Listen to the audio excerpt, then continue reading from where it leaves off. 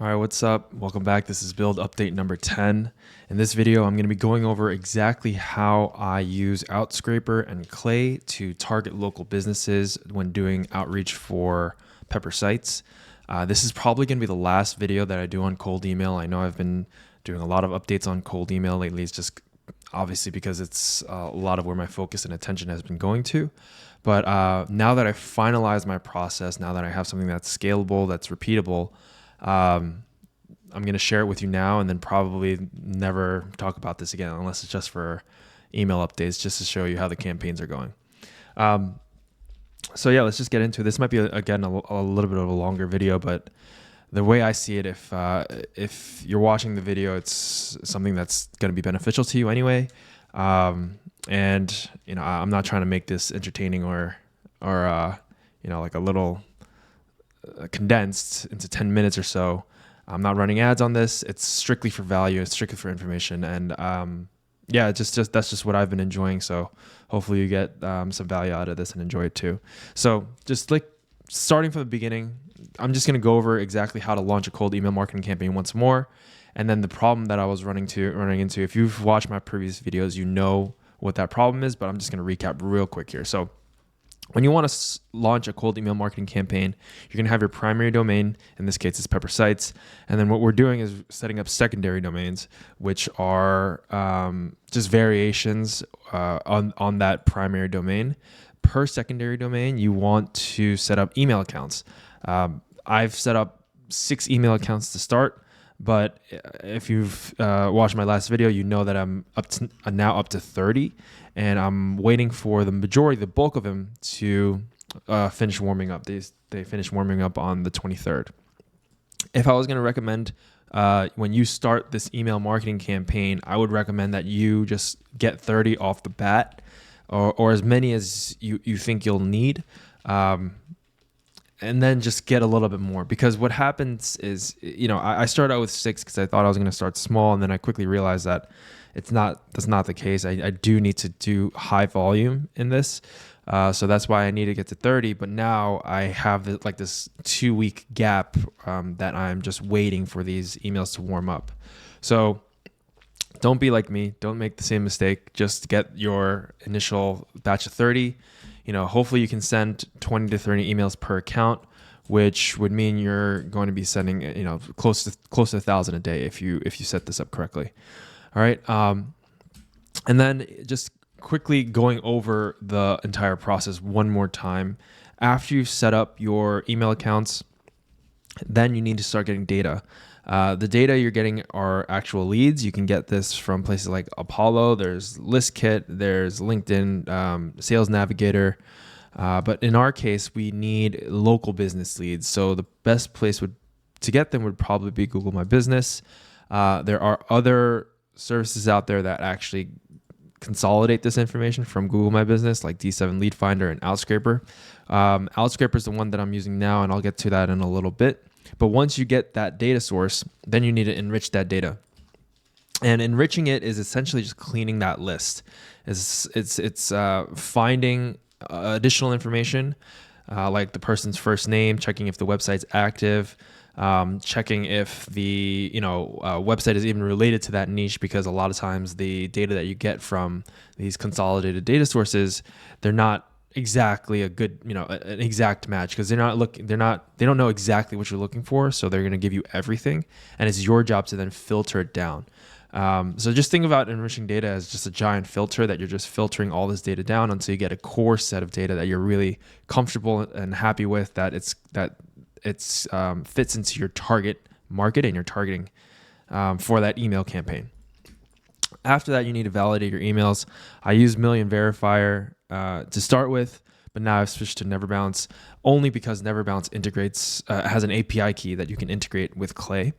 And it just makes it so much easier to keep it within one sheet rather than having to import off of Million Verifier.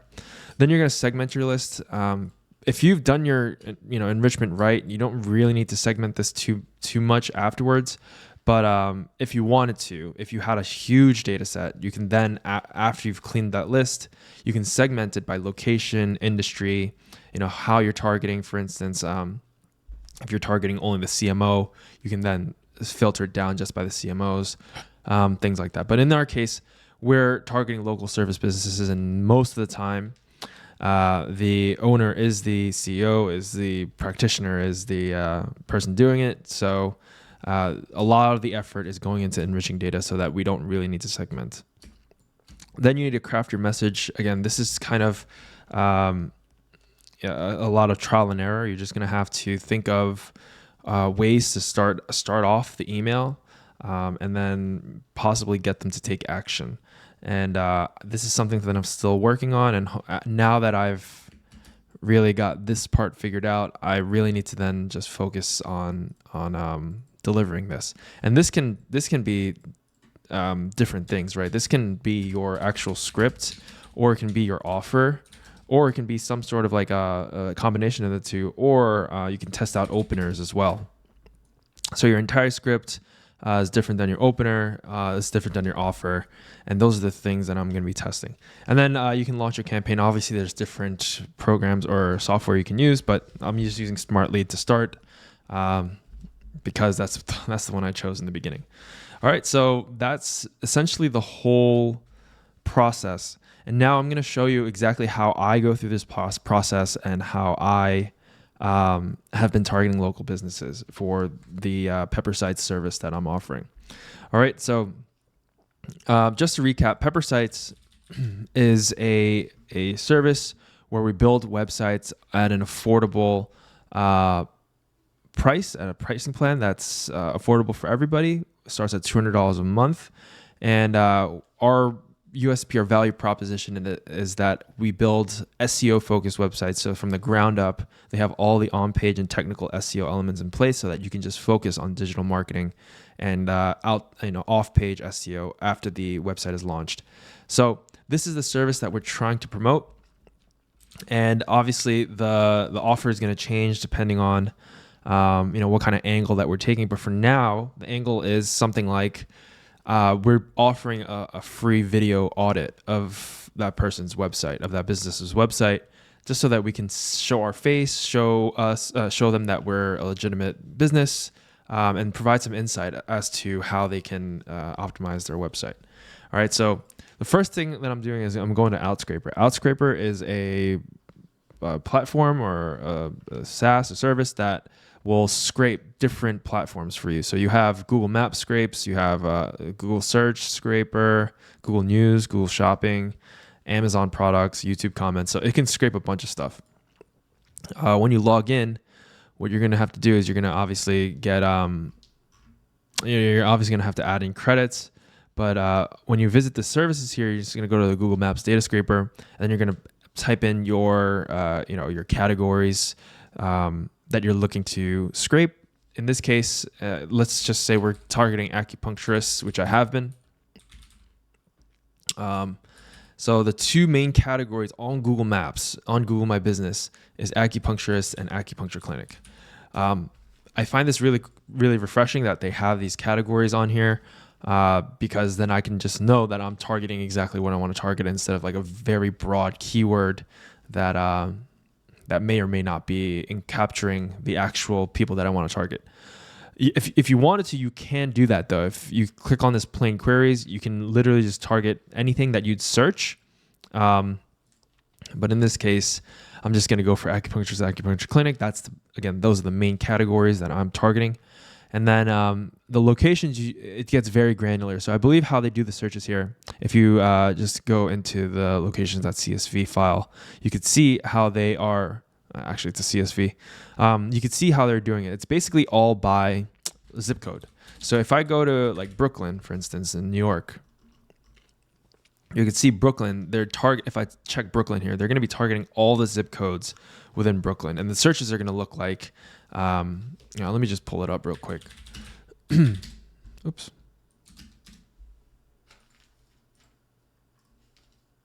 I'm messing up. Hold on. Sorry about that. This is what the export is going to look like. So you can see that they're just searching acupuncturist in this zip code, and then they're just going down the list and going by zip code, and then they're doing acupuncture clinic by zip code, etc. Um, so that's how they're doing the searches, which is really cool. You can get obviously it's going to get very granular, and you're going to basically cover pretty much that whole area pretty well. But there's one thing that you need to do, because there are certain areas that obviously if you're doing zip codes, there's going to be overlap, right? One zip code might be next to another, and there might be only one acupuncture clinic in that area.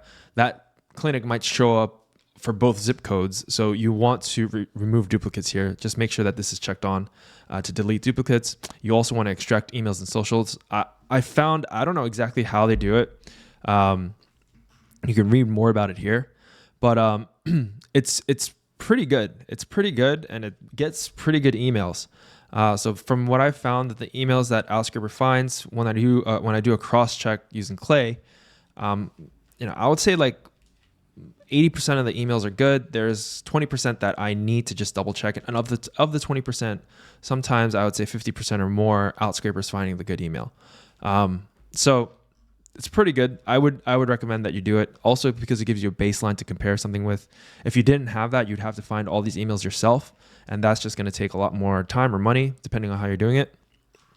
And then after that, I would just export to a CSV. I would put a tag on here, because when you export it out, they don't give you any tag besides the actual search tag here. You can see my first polls, I didn't actually have a good tag, but now I've learned that you can tag it with this actual search or whatever you want to label it, because that's the only way you're going to know what you've pulled, because they have no other identifying information on here.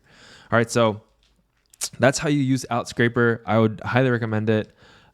Just in terms of cost, let me just show you here. This poll for all of Georgia was roughly $22, $23.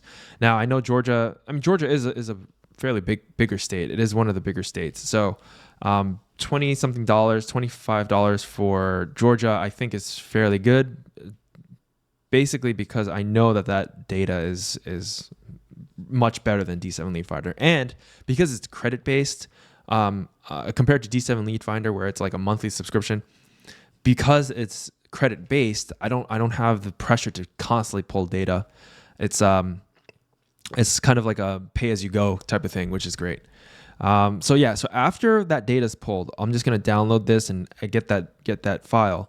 I've built out a Google Sheet here that essentially you can upload the Outscraper data to, and then I've created like an export sheet that will clean up this data very nicely and give me exactly only the columns that I need. Because if you see here, we have a ton of data that they pull.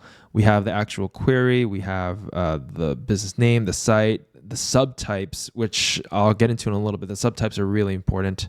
Category, right? Phone number, address, the actual email, reviews, review links, review scores, photos, whether they're wheelchair accessible or not. So you could see it's basically pulling everything from the Google My Business listing. They even got socials, which is nice. So I don't need all this data. I can't bring all of this into Clay, because it's just going to take forever to load, especially for how many rows is this? It pulled 3,431 rows. So it's just a ton of data that you need to work with. And so what I've done is I've created an export sheet in Excel. So all you need to do is just import your Outscraper pull into this sheet, and the export sheet will automatically populate and give me all the necessary information that I need. Just a quick note about the subtypes. Subtypes here, if you know Google My Business, how it works, you have a primary category, the primary category that you want to be known for, and then you can also have secondary categories. The secondary categories are really good here because sometimes people don't know how to label themselves.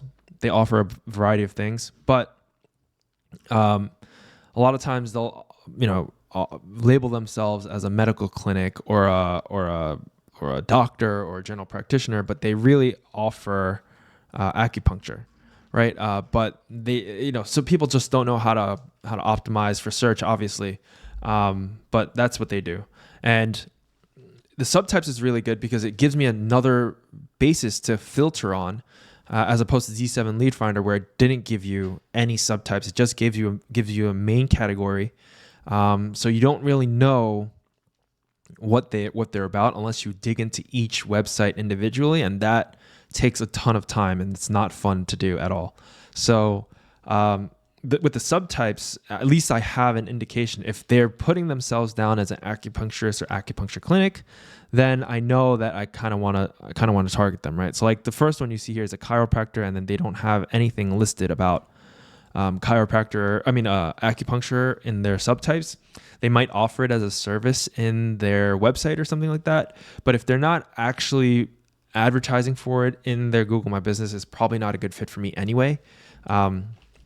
So that's great. I love that column from the poll. So yeah, I'm bringing all this information in essentially, and I'm also bringing in some social links and the review links, because I think it could be useful for me in the future. I'm not using them right now at this moment, but I thought it'd be useful, so I'm bringing in some export file. And after that, what I'm going to do, I'm just going to download this into a CSV. And once I have that CSV, I bring it into Clay. And Clay, if you don't know what Clay is, it's essentially a giant spreadsheet that you can integrate different things into. So you can even build lists here. You can build your list directly on Clay. You can enrich your data, and then you can write emails with that data that you've done, that you've then enriched. But yeah, Clay is really cool. And just a quick note, I think why cold email has been so interesting to learn for me is because it's such a great cross section of a lot of things that I've kind of learned over the years. One of them is just data analysis. I used to do an FP&A job back in the day, so I've worked with Excel a lot. Another one is pure marketing angle. Obviously, you need to be good at targeting and know your messaging. But then the other portion of this, using Clay, is now integrating AI into it, which I think has been super fun to learn and kind of integrate into my workflow. So yeah, that's Clay. I think Clay's amazing. It's really cool. So this is what I've set up. Okay, so I'm just gonna kind of avoid the emails here because I don't want to give away anyone's emails. Whoops. As I do that, I just clicked into it. But essentially, I've set up this Clay table, this spreadsheet in Clay that I can import in the CSV from the Google Sheets export, and then it'll populate again all the data set with the correct columns. And this is the import view. But what I've done is I've set up specific steps that I need to do to enrich this data.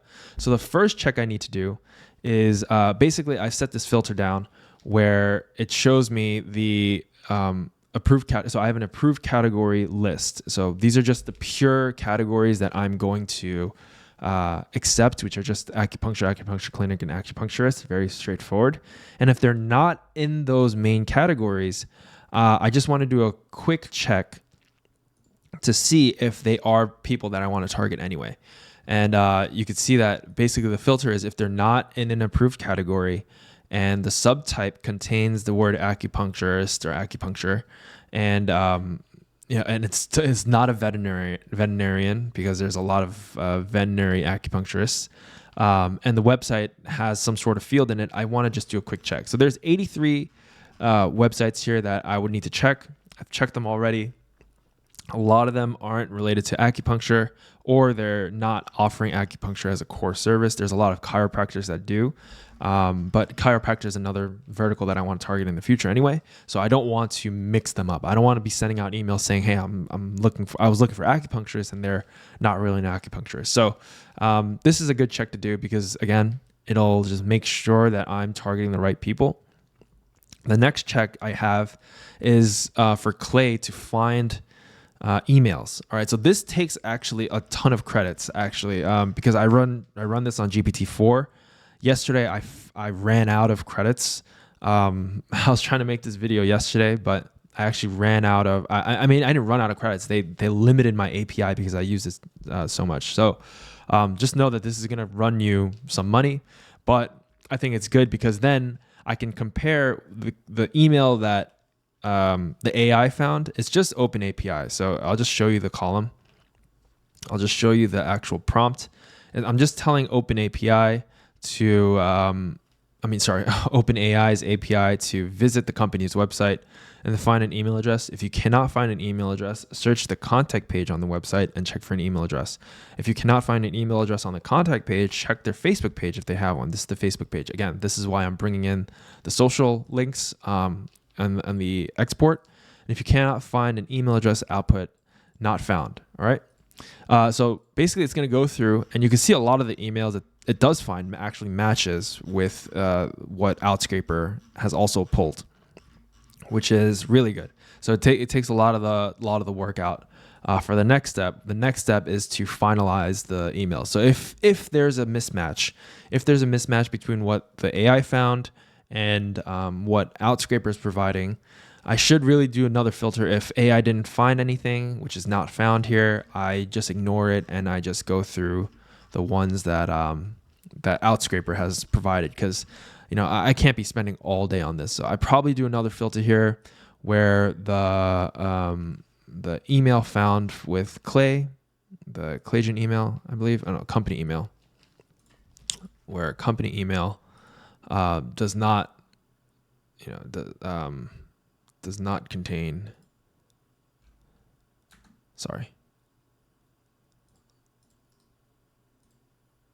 let's just do this, where the Claygen email, wrong column, where the Claygen email does not contain, not found.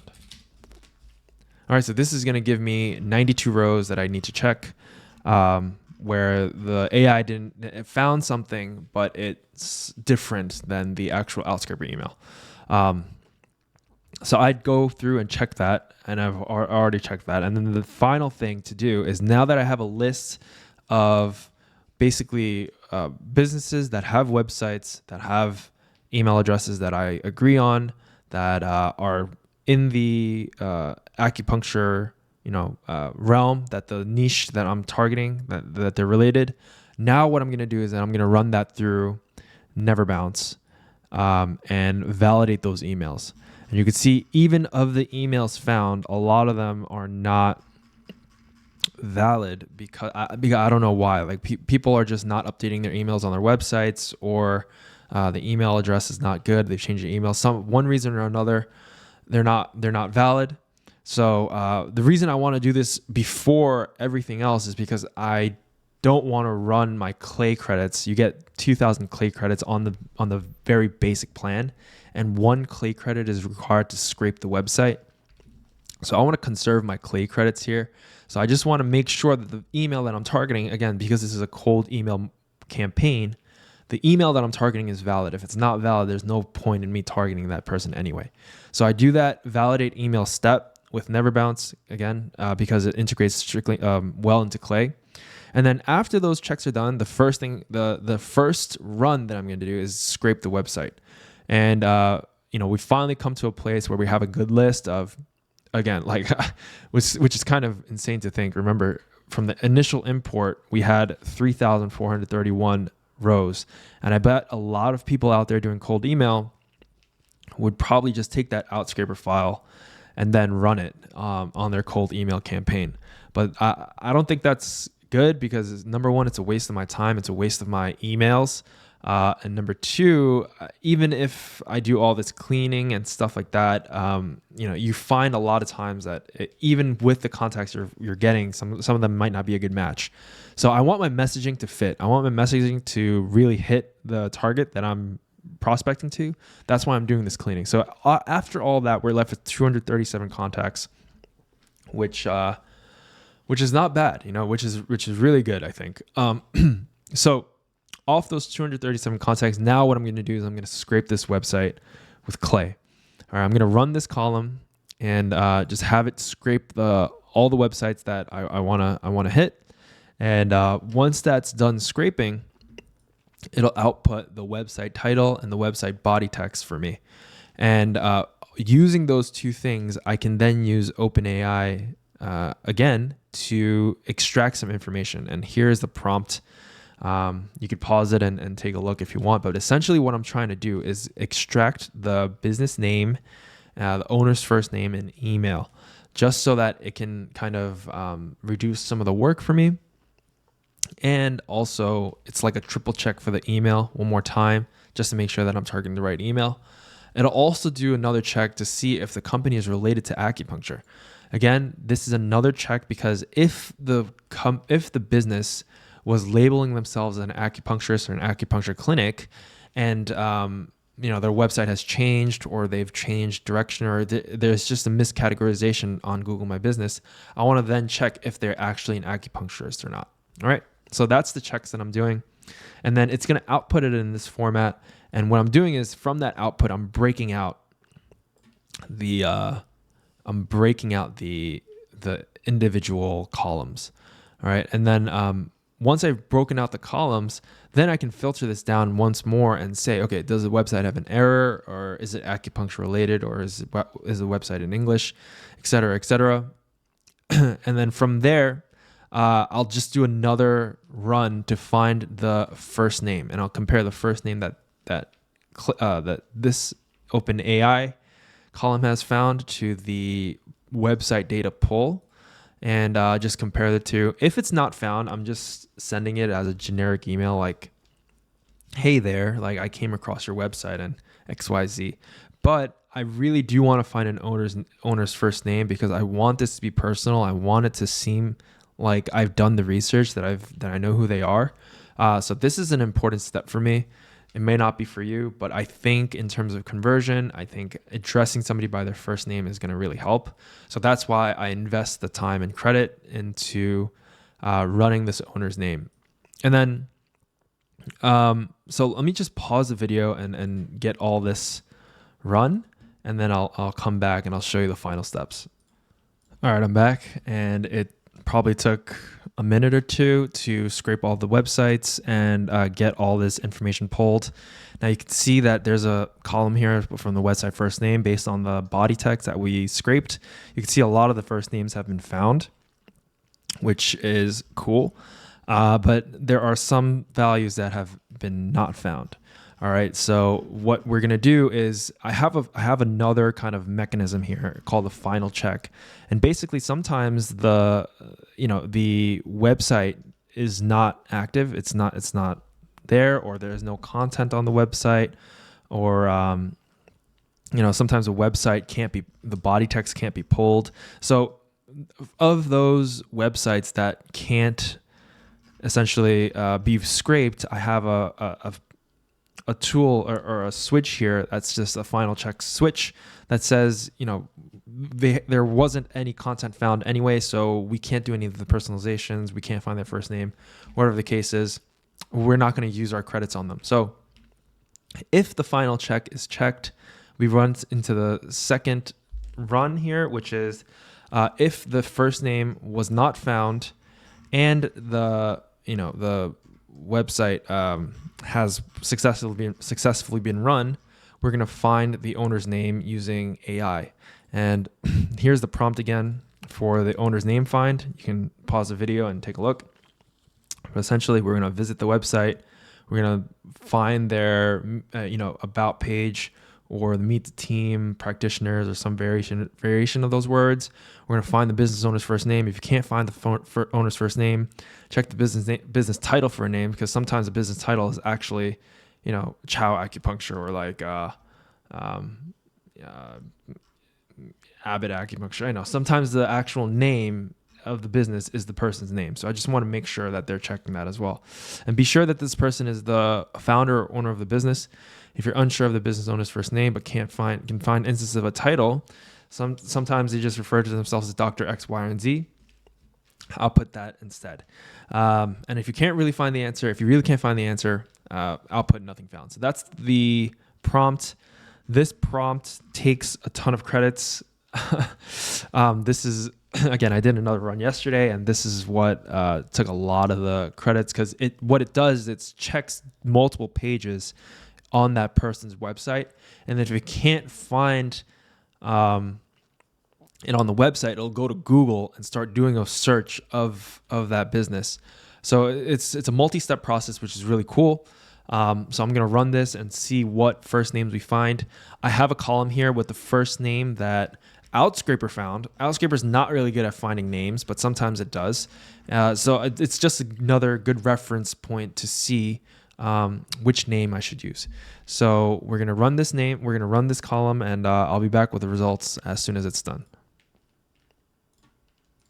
All right, I'm back now, and that probably took a minute or two. And so now we have a bunch of names that the AI has found.